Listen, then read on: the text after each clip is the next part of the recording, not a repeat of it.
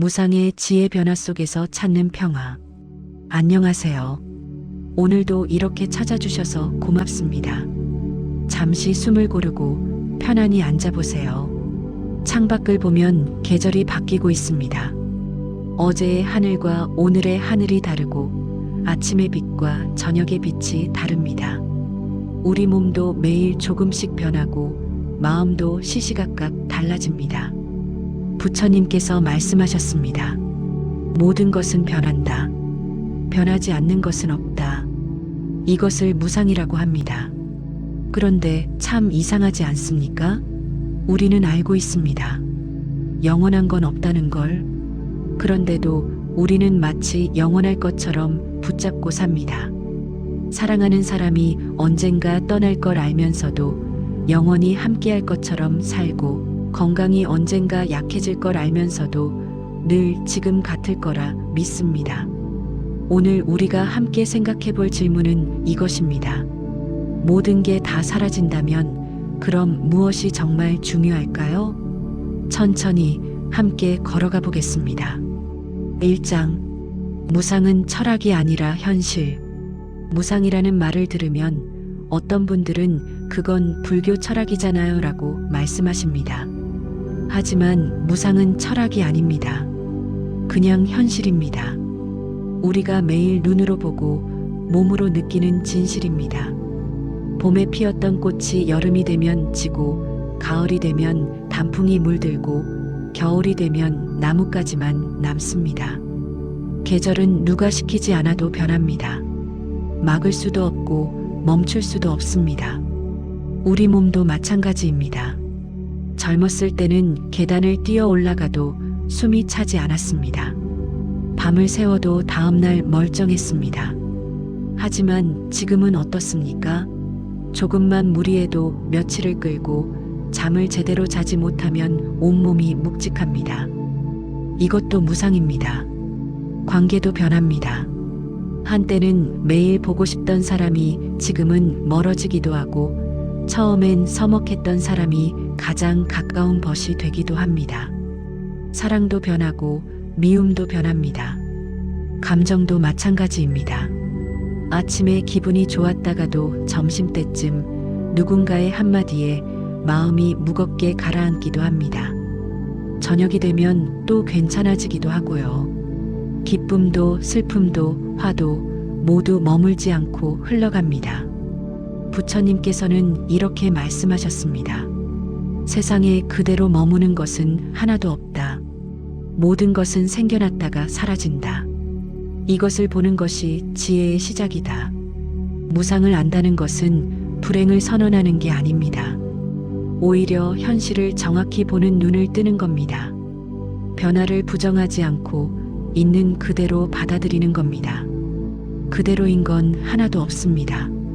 그런데 우리는 자꾸 그대로이길 바랍니다. 여기서 괴로움이 시작됩니다.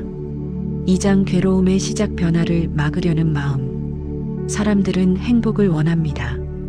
당연한 일입니다. 하지만 우리가 진짜 원하는 건 행복이 아니라 계속되는 행복입니다. 한 번의 기쁨이 아니라 끝나지 않는 기쁨을 바랍니다. 좋은 일이 생기면 우리는 생각합니다. 이대로 계속되면 좋겠다. 사랑하는 사람과 함께 있을 때, 건강할 때, 마음이 편할 때 우리는 이 순간이 영원하기를 바랍니다. 반대로 고통이 오면 어떻습니까? 빨리 끝났으면 좋겠다고 생각합니다. 아플 때, 외로울 때, 마음이 무거울 때 우리는 이 순간이 하루빨리 지나가기를 바랍니다. 부처님께서는 이것을 가래라고 부르셨습니다. 목마른 사람이 물을 찾듯이 우리는 끊임없이 무언가를 붙잡으려 하고 무언가를 밀어내려 합니다. 좋은 것은 붙잡으려 하고 나쁜 것은 피하려 합니다. 이 마음이 바로 괴로움의 뿌리입니다. 왜 그럴까요? 세상은 변하는데 우리는 변하지 않기를 바라기 때문입니다. 흐르는 물을 손으로 움켜쥐려는 것과 같습니다. 줄수록 물은 손가락 사이로 빠져나갑니다. 젊은 시절에 건강을 붙잡으려 하지만 몸은 자연스럽게 늙어갑니다. 자식이 어릴 때의 모습을 간직하고 싶지만 아이들은 자라서 제 길을 갑니다. 좋았던 순간을 기억 속에 묶어두려 하지만 그때의 감정은 이미 다른 것으로 바뀌었습니다. 여기서 불안이 생깁니다. 언제 이럴까? 언제 변할까? 항상 걱정입니다. 여기서 집착이 생깁니다. 놓치지 말아야 해. 꼭 지켜야 해. 손에 힘이 들어갑니다. 여기서 통제 욕구가 생깁니다. 내 뜻대로 돼야 해. 이렇게 되면 안 돼. 세상을 억지로 붙들려 합니다. 하지만 부처님께서는 말씀하셨습니다. 변화를 막으려는 마음이야말로 가장 큰 고통이다.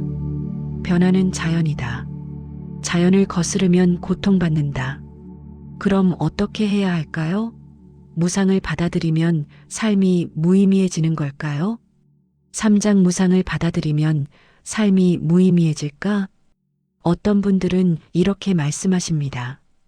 다 사라진다면 뭐하러 노력해요? 어차피 없어질 건데 뭐가 중요해요? 이건 오해입니다. 무상을 받아들인다고 해서 삶이 무의미해지는 게 아닙니다. 오히려 반대입니다. 생각해 보십시오. 꽃은 왜 아름답습니까? 영원히 피어 있기 때문입니까? 아닙니다. 한철만 피었다가 지기 때문에 아름다운 겁니다. 만약 꽃이 1년 내내 그대로 있다면 우리는 그 꽃을 소중히 여길까요? 아마 무심코 지나칠 겁니다. 음악도 마찬가지입니다. 하나의 음이 계속 울린다면 그건 소음일 뿐입니다. 음이 생겨났다가 사라지고 또 다른 음이 이어지기 때문에 선율이 됩니다. 변화가 있기에 아름다움이 생깁니다. 우리 삶도 그렇습니다. 유통기한이 있으니까 더 소중한 겁니다. 아침 햇살이 소중한 이유는 저녁이 되면 사라지기 때문입니다. 사랑하는 사람과의 시간이 귀한 이유는 언젠가 헤어질 걸 알기 때문입니다. 건강이 고마운 이유는 언제든 잃을 수 있다는 걸 알기 때문입니다. 부처님께서는 이렇게 말씀하셨습니다. 모든 것이 변한다는 것을 아는 사람은 지금 이 순간을 함부로 하지 않는다. 오늘이 마지막일 수도 있다는 걸 아는 사람은 지금을 소중히 한다. 무상을 받아들이면 우리는 비로소 지금에 집중할 수 있습니다. 과거를 붙잡느라 힘 빼지 않고 미래를 걱정하느라 불안해하지 않습니다. 지금 여기 이 순간에 온전히 머물 수 있습니다. 오늘 만난 사람에게 더 따뜻하게 대할 수 있습니다. 내일도 볼 거라 생각하면 무심히 대하지만 오늘이 마지막일 수도 있다고 생각하면 말 한마디도 조심스러워집니다. 오늘 먹는 밥 한 끼가 더 고맙습니다. 당연하다고 생각하면 감사할 줄 모르지만 언제든 잃을 수 있다고 생각하면 한 숟가락도 귀해집니다. 무상을 안다는 건 삶을 포기하는 게 아닙니다. 삶을 더 깊이 사랑하는 겁니다. 가장 중요한 것은 시선의 깊이로 달라진다. 그럼 질문이 생깁니다.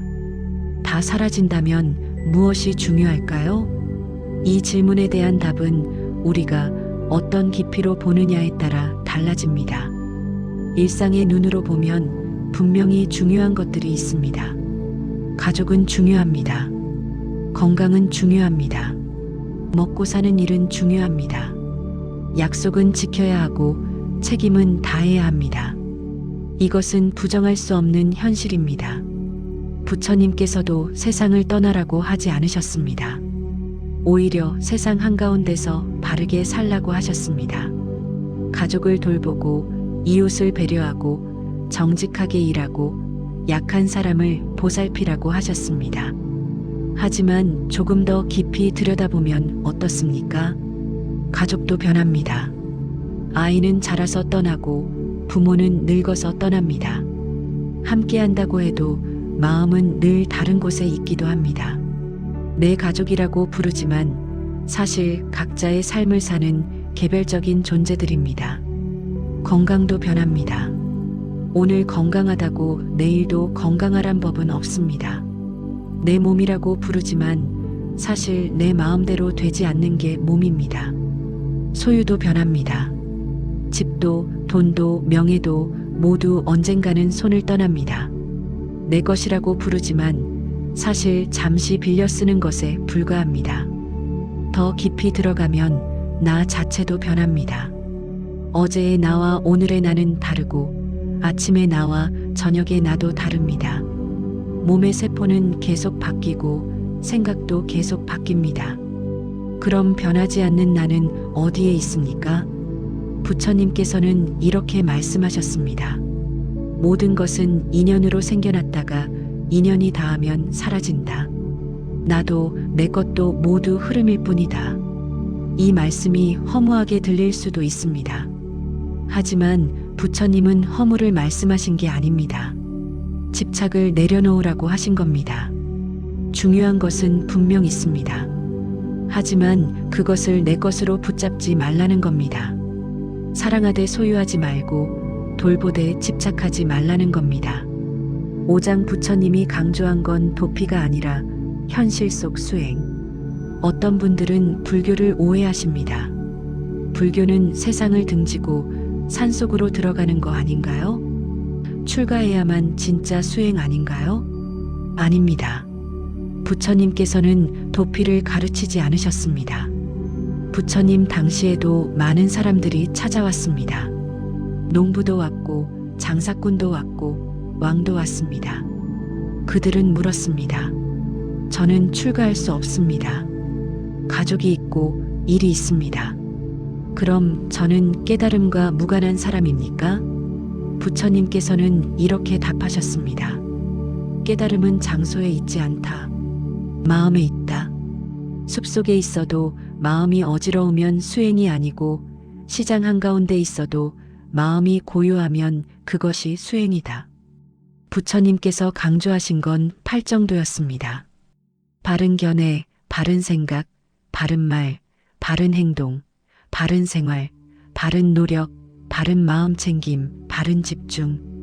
이 모든 것은 일상 속에서 실천하는 것들입니다. 바른 말이란 무엇입니까? 거짓말하지 않고 남을 해치는 말하지 않고 이간질하지 않고 쓸데없는 말하지 않는 겁니다. 이건 출가자만의 일입니까? 아닙니다. 가정에서도 직장에서도 시장에서도 할 수 있는 일입니다. 바른 행동이란 무엇입니까? 생명을 해치지 않고 주지 않은 것을 갖지 않고 음란하지 않는 겁니다. 이것도 일상의 윤리입니다. 바른 생활이란 무엇입니까? 정직하게 일하고 남을 속이지 않고 정당하게 생계를 꾸리는 겁니다. 이것도 우리의 현실입니다. 부처님께서는 말씀하셨습니다. 세상 한가운데서 자비롭고 정직하고 배려하며 사는 것, 그것이 진정한 수행이다. 출가는 하나의 길일 뿐입니다. 하지만 깨달음의 길은 오직 하나가 아닙니다. 부모로서, 자식으로서, 이웃으로서, 시민으로서 바르게 사는 것도 수행입니다. 중요한 건 어디에 있느냐가 아니라 어떻게 사느냐입니다. 육장업 심판이 아니라 습관의 결과. 불교에서 업, 즉 카르마카머를 말할 때 많은 분들이 오해하십니다. 전생에 지은 죄 때문에 지금 벌 받는 거야, 이렇게 생각하십니다. 하지만 부처님께서 말씀하신 업은 그런 뜻이 아닙니다. 업이란 행위입니다. 내가 하는 말, 내가 하는 행동, 내가 품는 생각, 이 모든 것이 업입니다. 그리고 모든 행위에는 결과가 따릅니다. 이것을 인과라고 합니다. 씨앗을 심으면 싹이 납니다. 사과나무 씨를 심으면 사과나무가 자라고 배나무 씨를 심으면 배나무가 자랍니다. 이건 당연한 이치입니다. 우리의 말과 행동도 마찬가지입니다. 친절한 말을 하면 좋은 관계가 자라고 거친 말을 하면 상처가 자랍니다. 정직하게 행동하면 신뢰가 쌓이고 거짓으로 행동하면 불신이 쌓입니다. 이것은 하늘이 벌을 주는 게 아닙니다. 자연스러운 결과입니다. 부처님께서는 이렇게 말씀하셨습니다. 말은 돌아온다. 행동은 되돌아온다. 미움으로 미움을 갚으면 미움만 커진다. 사랑으로 미움을 갚으면 미움이 사라진다. 우리가 뿌린 씨앗은 우리 안에서 자랍니다. 매일 화를 내면 화내는 습관이 생깁니다. 매일 감사하면 감사하는 마음이 자랍니다. 이것이 업입니다. 그래서 부처님은 말씀하셨습니다. 내 마음을 지켜라. 마음이 모든 것을 만든다. 깨끗한 마음으로 말하고 행동하면 행복이 그림자처럼 따라온다. 업은 심판이 아닙니다. 습관의 결과입니다. 그리고 습관은 바꿀 수 있습니다. 오늘부터 다르게 말하면 다른 씨앗을 뿌리는 겁니다. 오늘부터 다르게 행동하면 다른 결과가 자라는 겁니다. 작은 친절 하나가 세상을 바꾸는 파장이 됩니다. 작은 미소 하나가 누군가의 하루를 바꿉니다.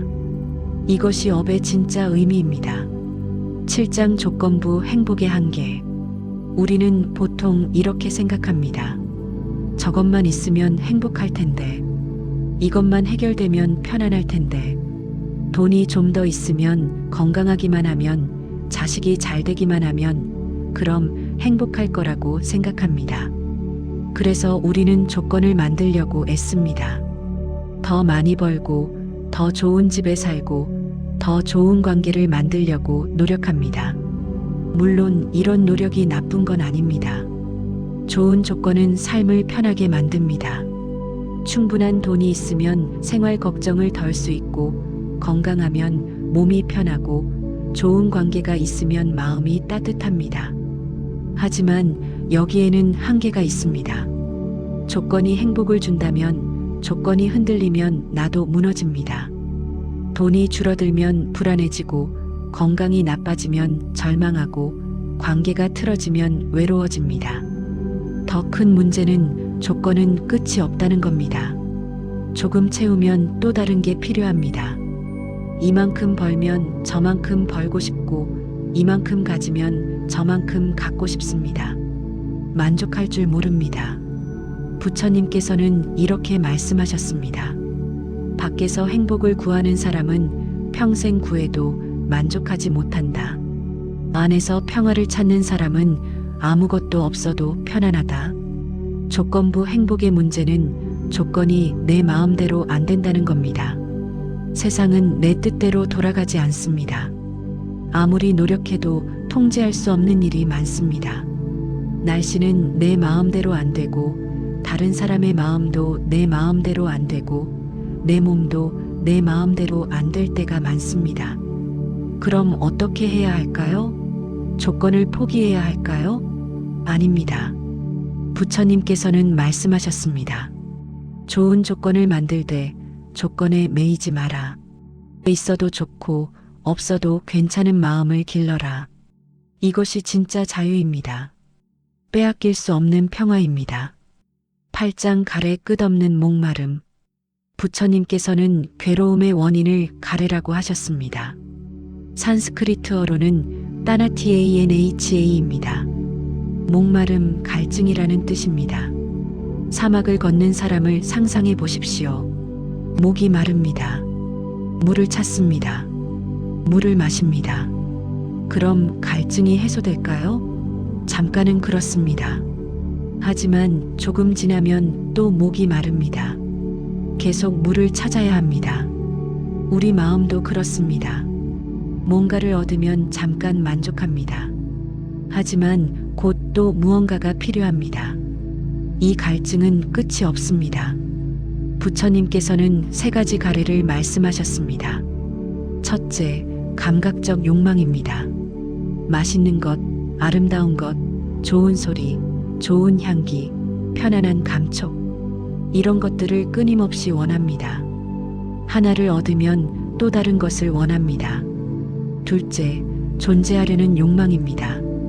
인정받고 싶고, 중요한 사람이 되고 싶고, 영원히 살고 싶습니다. 나를 더 크게 만들고, 더 오래 유지하고 싶습니다. 셋째, 사라지려는 욕망입니다. 고통스러울 때 차라리 없어졌으면 하고 생각합니다. 피하고, 도망가고, 잊으려 합니다. 이 모든 가래의 공통점은 무엇입니까? 지금 이대로는 부족하다는 생각입니다. 뭔가 더 필요하고, 뭔가 빠져 있고, 뭔가 잘못됐다는 느낌입니다. 부처님께서는 이렇게 말씀하셨습니다. 가래는 대상의 문제가 아니다. 마음의 패턴이 문제다. 무엇을 얻어도, 어디를 가도 가래하는 마음은 만족하지 못한다. 부자도 불만이 있고, 가난한 사람도 불만이 있습니다. 건강한 사람도 걱정하고, 아픈 사람도 걱정합니다. 대상이 문제가 아니라 마음의 습관이 문제입니다. 그럼 욕망을 모두 없애야 할까요? 아무것도 바라지 말아야 할까요? 부처님께서는 그렇게 말씀하지 않으셨습니다. 필요한 것을 구하는 건 자연스러운 일입니다. 배고프면 먹어야 하고, 추우면 옷을 입어야 합니다. 문제는 집착입니다. 붙잡고 놓지 않으려는 마음입니다. 없으면 불안하고, 있어도 잃을까봐 두려운 마음입니다. 구장 니르바나 열반 내가 꺼야 할 것. 열반 산스크리트어로 니르바나니 바너. 많은 사람들이 오해하는 단어입니다. 열반에 들면 죽는 거 아닌가요? 열반은 아무것도 없는 상태 아닌가요? 아닙니다. 니르바나는 꺼짐을 의미합니다. 촛불이 꺼지듯이 불꽃이 사라지는 겁니다. 그런데 무엇이 꺼질까요? 탐욕의 불이 꺼집니다. 끝없이 더 원하는 마음이 사라집니다. 분노의 불이 꺼집니다. 마음에 맞지 않으면 화내는 습관이 사라집니다. 무지의 불이 꺼집니다. 진실을 보지 못하는 어리석음이 사라집니다. 사라지는 건 나가 아닙니다. 나를 괴롭히던 불꽃들이 사라지는 겁니다. 부처님께서는 이렇게 말씀하셨습니다. 탐진치의 불이 꺼지면 비로소 본래의 평화가 드러난다. 이것이 열반이다. 그럼 열반에 든 사람은 어떻게 삽니까? 아무것도 안 합니까? 감정도 없습니까? 아닙니다. 부처님께서도 깨달음 이후에 45년을 사셨습니다. 가르치고, 걷고, 먹고, 쉬셨습니다. 기쁨도 느끼고, 슬픔도 느끼셨습니다. 차이는 무엇입니까? 집착이 없었습니다. 좋은 일이 와도 붙잡지 않고, 나쁜 일이 와도 밀어내지 않았습니다. 있는 그대로 받아들이셨습니다. 두려움이 없었습니다.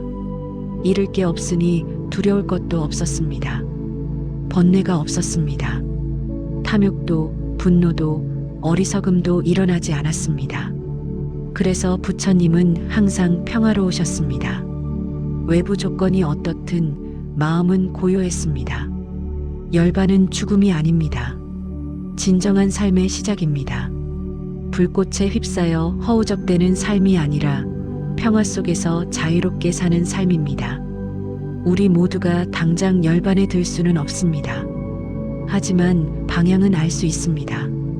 탐욕을 조금씩 줄이고, 화를 조금씩 줄이고, 어리석음을 조금씩 줄이는 겁니다. 한 걸음 한 걸음 천천히 가면 됩니다.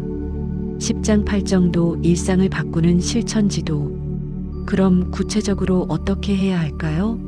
부처님께서는 8정도라는 실천지도를 주셨습니다. 바른 견해, 무상고무화를 이해하는 겁니다.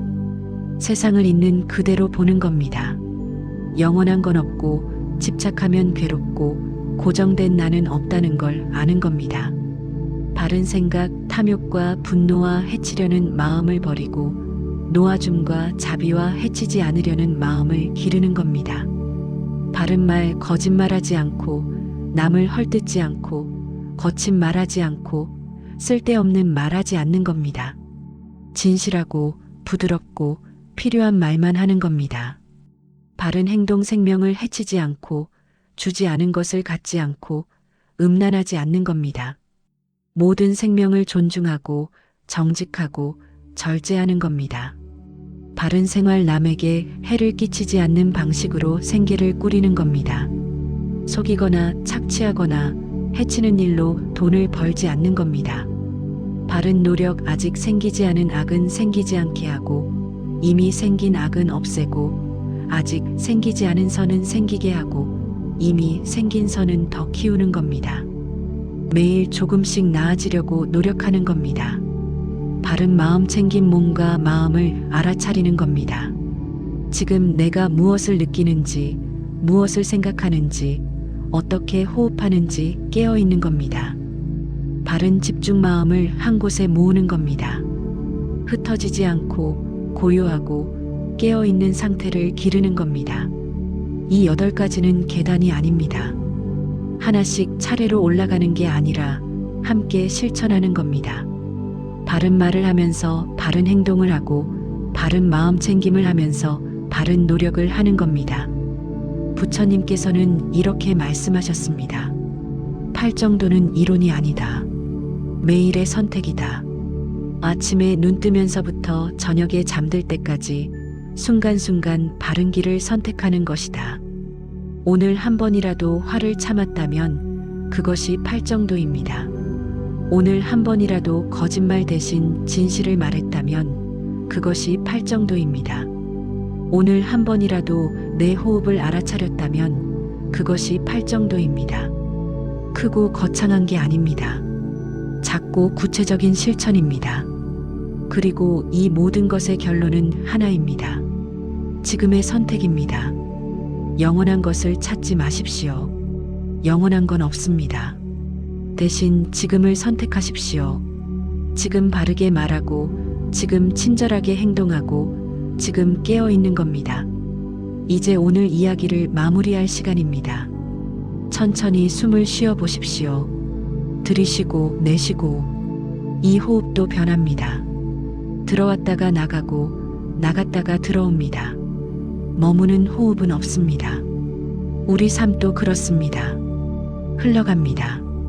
계절처럼, 강물처럼, 구름처럼 영원한 게 없어서 허무한 게 아닙니다.